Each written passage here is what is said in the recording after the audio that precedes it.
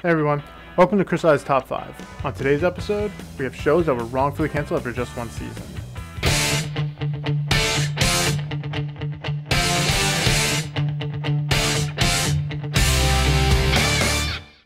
Number 5.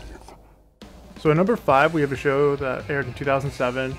It was on CBS called Moonlight. It's a vampire show about a vampire who is also a private investigator. It stars Alex O'Loughlin. You might know him now from Hawaii Five-0. It also stars Sophia Myles, who you may know from, I guess, vampire fame or whatnot, from being on Underworld. She played a vampire. No fangs in this one, which is kind of lame, but, you know, can't have everything. Anyway, this show, I think, kind of got stuck with the whole writer's strike that happened that year, and you know, it was kind of like, you know, it was on here and it was on there, and there was no like continuity of showing it, so it just kind of completely got lost. But it was like a really good show. It was kind of original. It wasn't like your normal vampire show, so I thought that was pretty cool. And I'm like a big vampire buff, so you know, it's either I love it or I hate it, and I love this one. I really wish there had been some type of resurgence, maybe like TV movie or a regular movie even, like, would have been awesome. But of course it didn't happen, or at least it hasn't happened yet, and now, you know, probably not going to, but what can you do? Number 4. So at number 4, let me start off by saying I promise this entire list is not made up of only vampire television shows, but with that said, number 4 is Kindred the Embraced. You may not have heard that one. It's pretty old by now. It was 1996. It was a Fox show, and basically the whole premise of the show is there's like 5 families of vampires in the city, and you know, it's kind of like the mob almost, like, you know, how New York has this like 5 families of crime. This is 5 families of vampires, but it's 5 clans.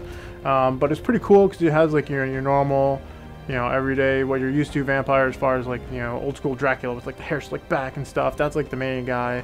But there's also these, like, you know, there's like seductive vampires, and then there's like grungy vampires, and there's even like the Nosferatu clan, which is like the bald and really ugly and hideous looking, just like the movie and stuff. But anyway, you know, they all mix together, and it, you know, it works out. It's pretty cool. It stars C. Thomas Howell. He's not the vampire. He's a cop who's kind of like, you know, not involved in the vampire world. He kind of gets brought in, and he finds out about all these freaking people, all these vampires I had no idea existed and everything. It also stars Kelly Rutherford, who you might know from Gossip Girl. She's like the female lead in this show, and you know, so she falls for like the head vampire guy, and you know, whatever, the cliche, I guess, as far as vampire stuff goes. But you know, the show's pretty good, in my opinion. It only lasted 8 episodes. Fox axed it after that. What a surprise! Fox canceled something good. But you know, so really, I would suggest, you know, if you want, it's on DVD like the whole season. You can go pick it up. It's a good watch. You know, you're not going to be stuck watching it for long if you don't like it, because it's only 8 episodes. But yeah, it got canceled. So, oh well. Moving on. Number 3. So at number 3, we have Journeyman. This was an NBC show, also in 2007, and what a surprise, it got canceled after its first season. Again, this kind of had something to do with the writer's strike. It was, you know, there was episodes, you know, 3 episodes here, 3 episodes there, and it was kind of like you're stuck in limbo. You don't know when the heck the show was on. But I mean, I can remember back in 2007, and to me, it was like the best show that was on that year. It was probably like what I look forward to seeing the most, and I was like destroyed when it got canceled. I was so pissed. But you know, it's freaking, you know, it was on, and the funny thing is, it's on NBC, and NBC has like nothing. Their shows were awful. They still are awful. And then they have one good show and they cancel it. So yeah, good job, NBC. But yeah, I don't even think I'm pretty sure I haven't watched a show since then on NBC, so that's saying something. But anyway, Journeyman starred Kevin McKidd, who you might know. I think he's on Grey's Anatomy now or whatever. I don't really give a shit. I don't watch that.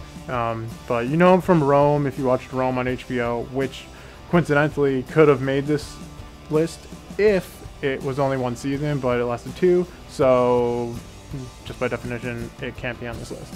But that show was also not on long enough, in my opinion. But anyway, so Kevin McKay plays this guy Dan. He's just like this regular. I think he's like a reporter, right? And he basically figures out that he can travel through time, and he goes back in time and finds these like scenarios where he's like, okay, I got to stop this from happening, so you know the future won't suck, basically. It's kind of like got like a quantum leapy thing going on with it, except he always makes it back home, like every episode.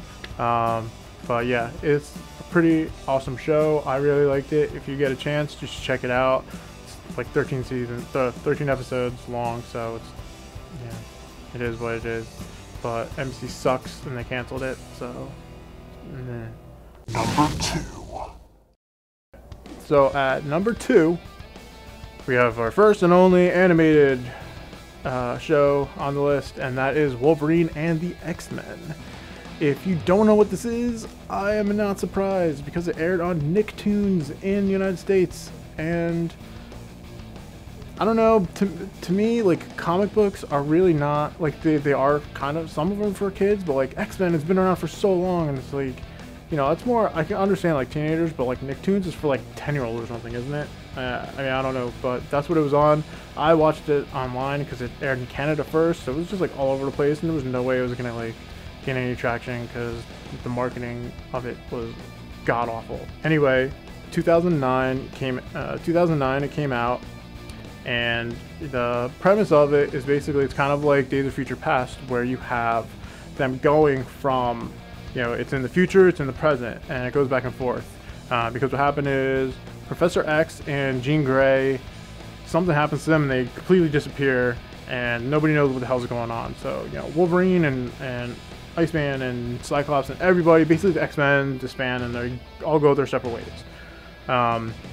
So you go ahead into the future, Professor X wakes up, it's like 20 years later or something like that, and he's in this like post-apocalyptic world where everything is just like completely run down. There's sentinels all over the place. They're just trying to kill every mutant they can find, and the mutants are not winning the war, that's for damn sure. But so basically he uses his, like, you know, telepathy and stuff, and somehow he talks to himself in the present day, and it's with Emma Frost like broadcasts it kind of, so like people can hear him and stuff. So he's talking to Wolverine, and he's like, Wolverine, you have to go and like get all the X-Men back together, and you have to like do this, and you have to stop Master Mold, so it saves the future and everything, because all you guys are fucking dead and shit if you don't do this. Okay, so Wolverine he goes and does that. He gets all the X-Men back together, or for the most part, and he's out trying to stop Master Mold. But what's awesome about this is you have such a slew of X-Men characters. It's just freaking awesome because it's like present and future. So you have your normal guys, you have your Cyclops, you have your Iceman, you have your Rogue, your Jean Grey and everything. But then you have people like from the future, so you got stuff like, you got Bishop, and you got Forge, and you got Domino, and a whole bunch of other people that, you know, it's just like you rarely get to see all in one show. As far as I'm concerned, and I'm a big X-Men fan, this is probably my favorite X-Men cartoon.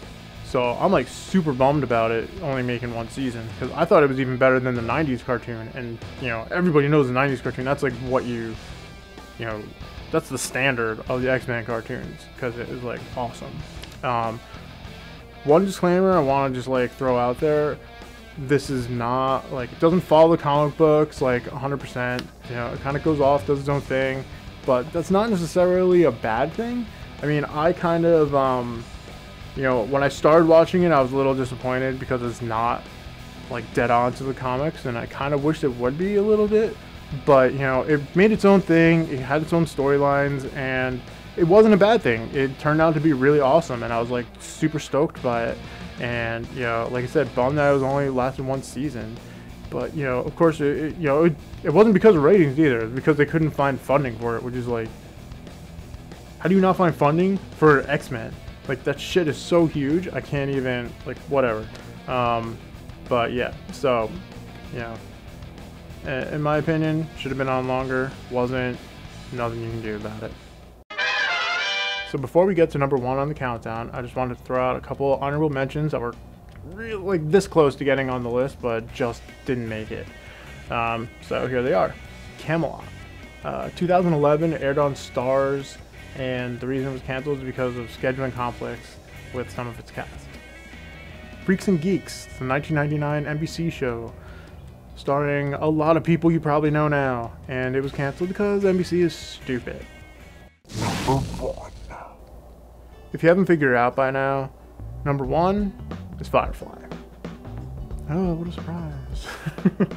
Firefly debuted in 2002. It was a Fox show, ran for 13 episodes, and it was completely, like, you know, science fiction-y and really awesome.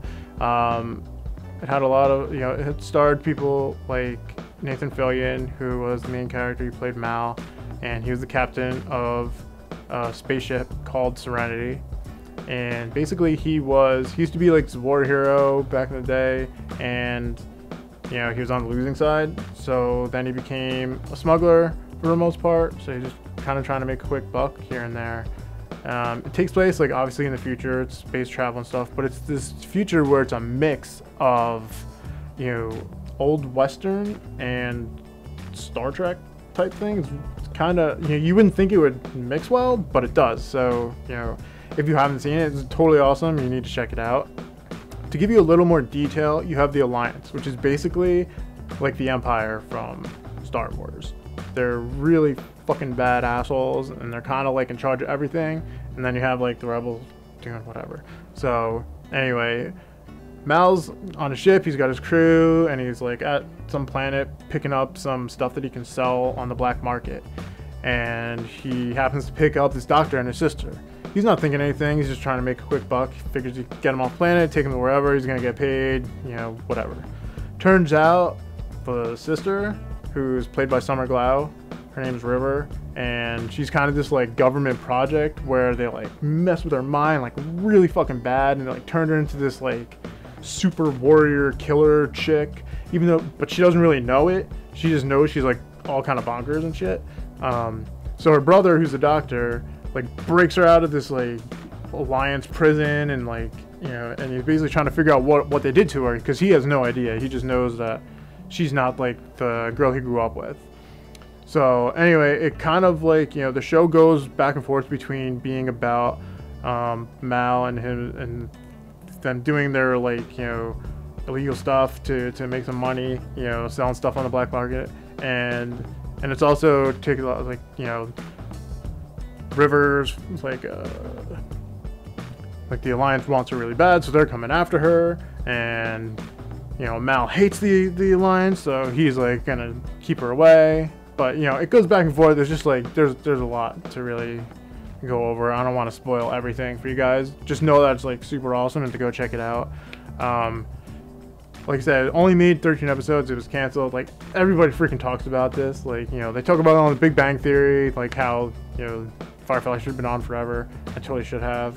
But it wasn't. It was canceled. The only thing that happened is, like, you know, there was so much support for this thing that there's actually a movie made that kind of ties up all the loose ends and stuff. But like, how often does that ever happen? So that tells you how great the show is that they made a movie after it. So the good thing is, you can go get the DVDs, download it, watch it, wherever. I think they show it on like the Science Channel or one of those like higher number channels like Science ID or one of those fucking things. I don't know. But anyway, watch it. It's short, 13 episodes, and then you don't even have to worry about it being cut off and being like a stupid ass ending, because there's a movie to watch. So make sure you don't watch the movie first. So watch the show, 13 episodes, really short, then go watch the movie, and you're totally set. It's awesome. I just wanted to say that this has nothing to do with ratings. It has nothing to do with like affiliation with anything. It's just kind of like, these are some of the shows that I watched that got canceled after one season, and that sucked. And there's been enough of them that I could make a top 5, so there's more than 5. There's probably like more than 10, to be honest with you. But it's total opinion. Some of you might agree, some of you might disagree. But again, it's just like, it's just what I think. So that's all. So that's it for this episode. More top 5 will be coming up soon. So subscribe below, and you can also follow me on Twitter at CNoEvil21, and I'll keep people posted on when like the next video will be up and stuff along those lines. So anyway, that's it. Thanks a lot. I'll see you later.